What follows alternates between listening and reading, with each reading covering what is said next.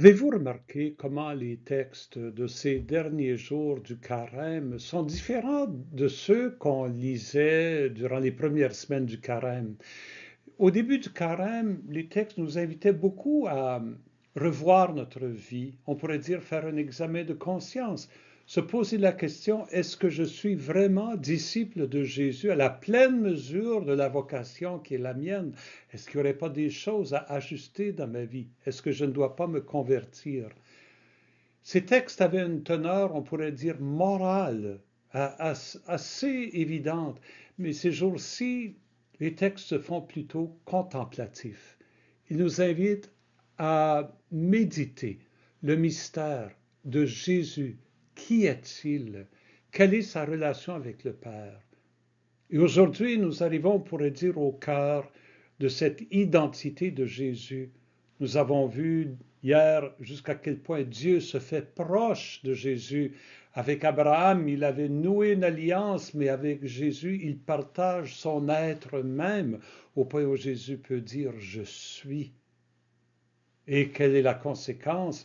C'est qu'on peut reconnaître en Jésus le Fils du Père, le visage du Père, le Père qui marche parmi nous. La première lecture de la liturgie d'aujourd'hui nous présente Jérémie, le prophète, qui est victime de la persécution des gens qui sont autour de lui. Il préfigure, on pourrait dire, dans sa vie, l'arrestation de Jésus, la passion de Jésus, la souffrance de Jésus. Moi, Jérémie, j'entends les calomnies de la foule, dénoncez-le, allons le dénoncer. Il se tourne vers Dieu. Seigneur de l'univers, toi qui scrutes l'homme juste, toi qui vois les reins et les cœurs, c'est à toi que je remets ma cause. Et de fait, Jérémie ne sera pas tué. Il sera emporté en exil, mais il aura la vie sauve. Et c'est ainsi que sa prière devient un cantique d'action de grâce. Chantez le Seigneur, louez le Seigneur. Il a délivré le malheureux de la main des méchants. Jésus, lui, va connaître la mort. Dieu va le délivrer, mais pas de la mort, à travers la mort. Il le mène vers la résurrection. L'Évangile nous présente une situation aussi dramatique que celle de Jérémie. De nouveau, des Juifs prennent des pierres pour lapider Jésus.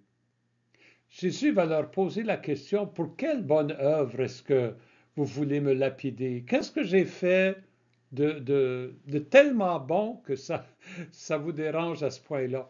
Et eux, ils répondent, ce n'est pas pour une œuvre bonne que nous voulons te lapider, mais c'est pour un blasphème. Tu n'es qu'un homme et tu te fais Dieu.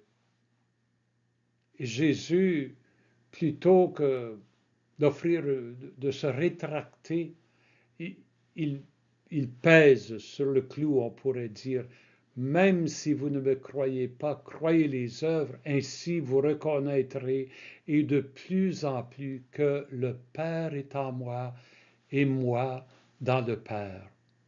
Oui, vraiment, Jésus est le Fils du Père de toute éternité et pour toute éternité.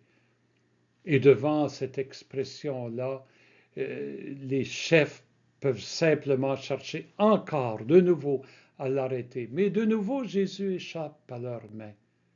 La semaine prochaine, nous verrons comment, ultimement, il n'échappe plus à leurs mains. Il se fait arrêter. Il va subir la passion. Mais durant toute cette passion, il sera toujours le Fils unique du Père. En lui, nous voyons Dieu qui se donne sur la croix. En lui, nous voyons l'amour de Dieu pour chacun et chacune d'entre nous. Et devant cet amour, que pouvons-nous dire? Que de répondre avec le psalmiste, je t'aime, Seigneur, ma force.